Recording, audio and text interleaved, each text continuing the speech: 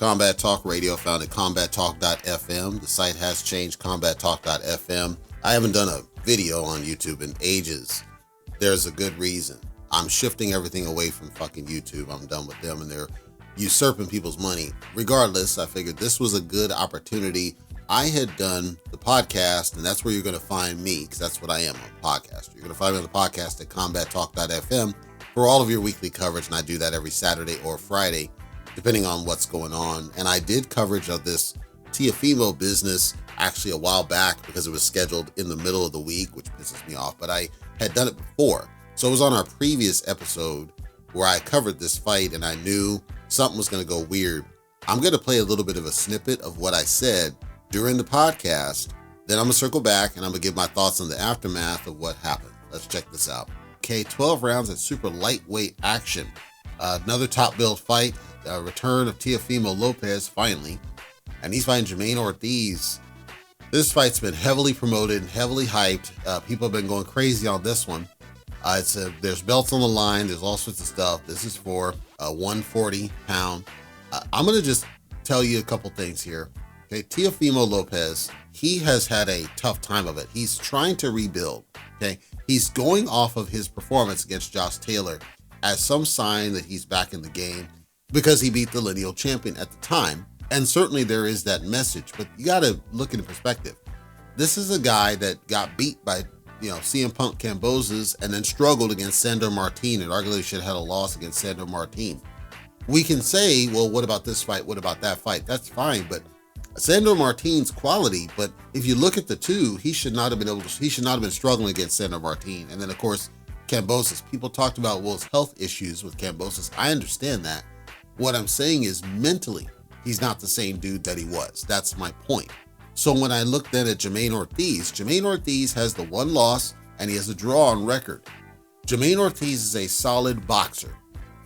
The one thing about Kambosos is that he's a solid boxer. The one thing about Sandor Martin is that he's a solid boxer. So, and then the close against Lomachenko for Teofimo, a solid boxer. The only ones who have troubled Teofimo are solid boxers. So people online think that Teofimo is going to blow this guy out. I do emphatically disagree. Even if he does win, I think he's going to be tested again. I believe that Ortiz is going to show some stuff again where Teofimo just struggles a bit at points. Even if he does get the W, again, it's going to be one of those where it continues the mantra where when it's a true boxer, for whatever reason, Teofimo's not able to hang it. And that may be mental. I don't think it's a physical thing. I don't think it's a lack of skill. I think it's mental. His focus is, if you're the kind of guy that's going to take his shots and stand in front of him and do what he wants you to do, he's all there. But if you're a boxer where you're making him think, he gets frustrated in there and then he loses focus. So I'm not calling an Ortiz win, although I wouldn't dismiss it. I'm not calling that. I'm saying I believe Ortiz is one that could show more chinks in the armor for Teofimo Lopez. And if that happens, we got to start asking questions about whether I'm right on his mental. If Lopez is not all there mentally, that means statistically, anytime you match him against a pure boxer, he's going to struggle. Some will say, well, you got the W. That's fine, but you still got to ask the question of, well, geez, this dude every damn time. Other than the statistics I just talked about, it's a fantastically matched up fight. Roughly equivalent on both sides. Teofimo has the loss too, so I like the fight for what it is. And it's a big level fight and it's worth your time to check that out. I'm just calling out these things because I think they're things worth talking about.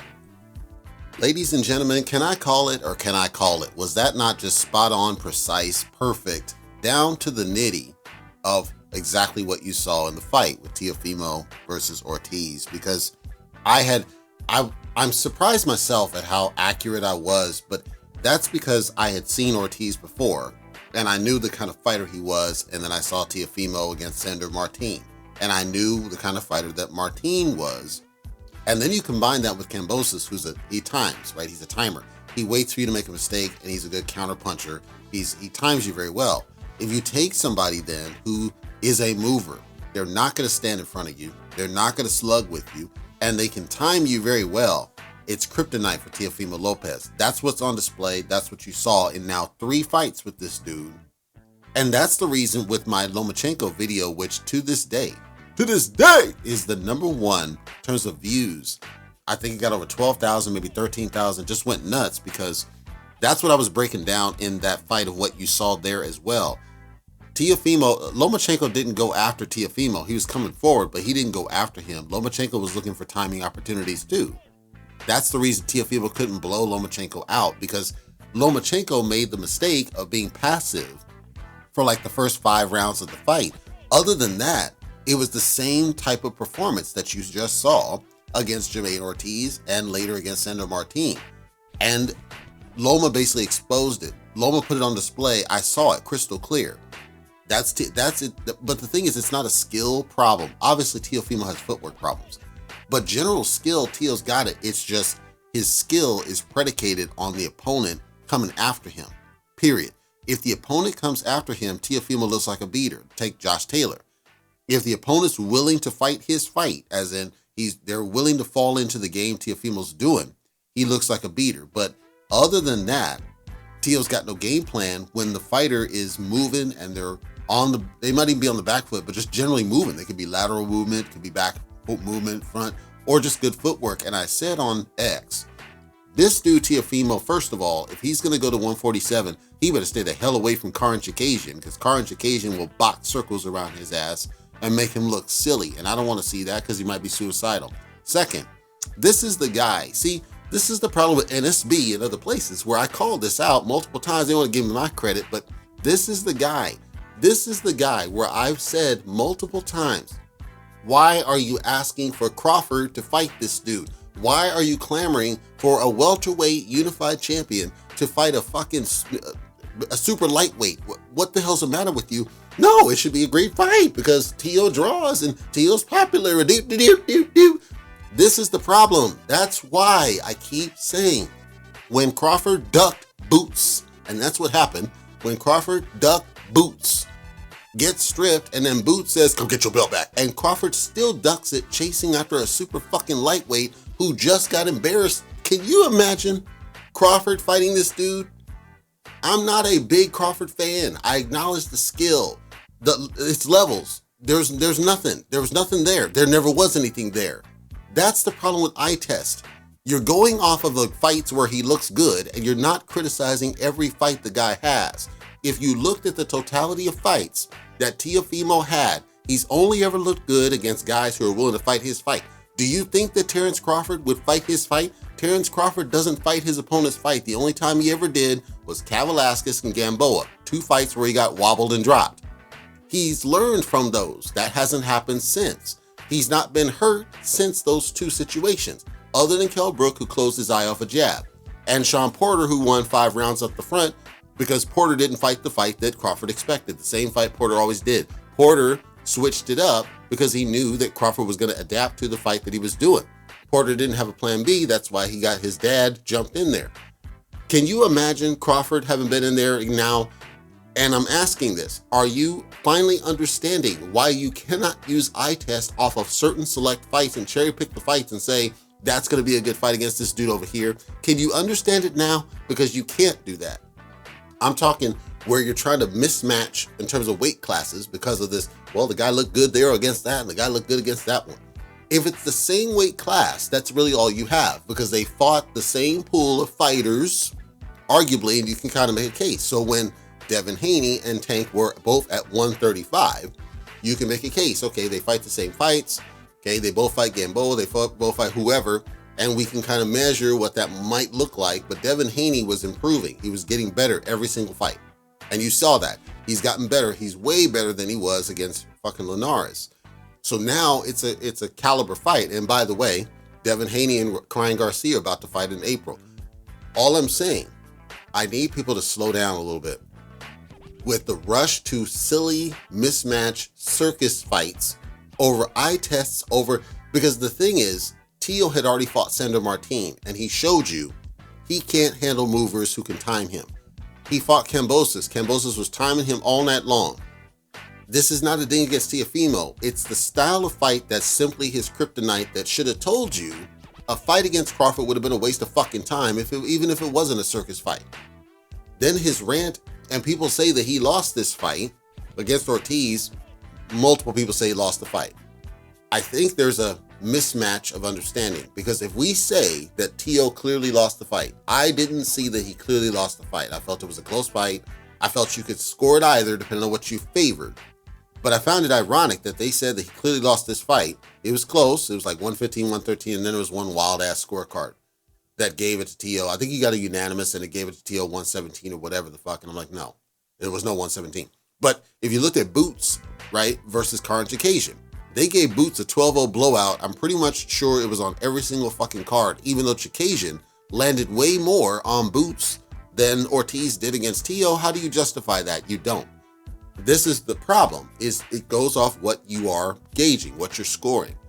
In Teo versus Ortiz, it looks like what they were scoring is really more about Teo's not showing the fuck up. They're really punishing Teofimo. It wasn't really about anything Ortiz did, because I didn't see he did anything spectacular per se, other than the fact that he got Teo frustrated into mistakes and Teo was following him around. And then when Teo tried to be on the lead, he couldn't do it effectively. So it felt like the judges were punishing Teo more than, saying that Ortiz was any better. It's not that Ortiz was bad. I'm saying that I didn't see Ortiz do anything spectacular to justify a close 115 type of a score. Like, to me, a 116 for Teo might have been a little bit more fair for what I saw. Close, but not razor like that. Others felt like, no, Ortiz blew it out.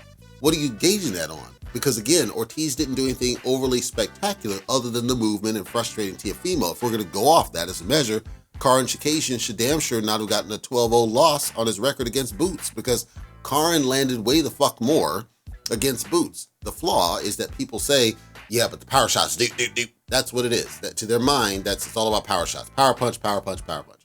That's it. If you're landing jabs, then you shouldn't get those scores. Okay, well then Ortiz wasn't landing bangers of shots, and Chikasian was landing bangers of shots at points, 2-piece, 3-piece, and they weren't giving him rounds. Do you know why? Because it's all about, are you doing what we expect you to do? Boots was doing what everybody expected him to do. He just wasn't effective at doing it. That's why I felt like a 12-0 was bullshit. Here, I felt the score is a little bit too razor thin, but I understand why people felt that way, because it depends on how you score it, which I saw is more about Teo not doing anything and not showing up than anything else. And if I look at the Sandor Martin fight, I would have said Sandor Martin really deserved the W, because I felt Sandor Martin did a better job overall than Ortiz did against a common foe, to me, in my lens. So if Teo ever hears this, I know he doesn't, because he's doing his thing. He's on another level mentally, and I'm concerned about the level, but he's on another level mentally. But if Teo ever hears this, here's the thing, dude. You talk a good game. You come out with your clown circus, which is ironic. You're talking about a fight with Terrence Crawford. I said, you heard my snippet. I said, I think your mind is fucked up. That's what I said, and I think that's the truth. I think your mind is fucked up. You'll say you're happy, everything's good, I heard all the shit that was happening leading up to the Lomachenko fight and shortly after that. I heard all the shit that was happening fresh off the Kambosos loss. I heard all the shit that was happening in your personal life and in your space and in your boxing. I think your mind is fucked up, because you've never been back on that level of focus that we saw before you fought Lomachenko. We've never seen it since. So what the hell's going on? You can call out the Josh Taylor fight. That was really more about Josh Taylor not showing up than anything that you did. You didn't do anything spectacular. He just didn't show the fuck up because he was too busy running from Catterall. So his mind was fucked up. I'm saying, I think your mind is fucked up. I think this fight highlighted that your mind is fucked up, and until you get it back on track, we need to everybody, NSB and everybody, need to stop talking about Terrence Crawford or anybody else in the upper level, because as it stands, you're a B-level fighter until you can prove that you can stand at the top level without going razor close against some of these guys. Who would I like to see Teofimo in there against at this point? I want to see you fight Subriel Matias. And I know people are like, well, you want to get the man killed? I don't want to get him killed, but I think Subriel Matias, from a style perspective, is one of the very few fighters in the division whose fight game pairs well with what Teofimo expects. In other words, Subriel Matias is not going to back off you. Subriel Matias is not going to walk away from you. Subriel Matias is not going to excessively move laterally. Subriel Matias will let you hit him. He'll let you hit him if you can.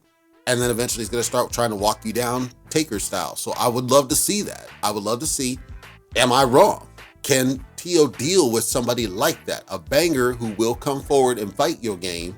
Can you deal with that? Or does Matias just stop your ass? Because if Matias can stop you, it nullifies everything you said about after the fight, after this Ortiz fight, talking about the only reason that you lost is because this guy was moving. And if you don't want to be in this gang, get the fuck out of it and all that.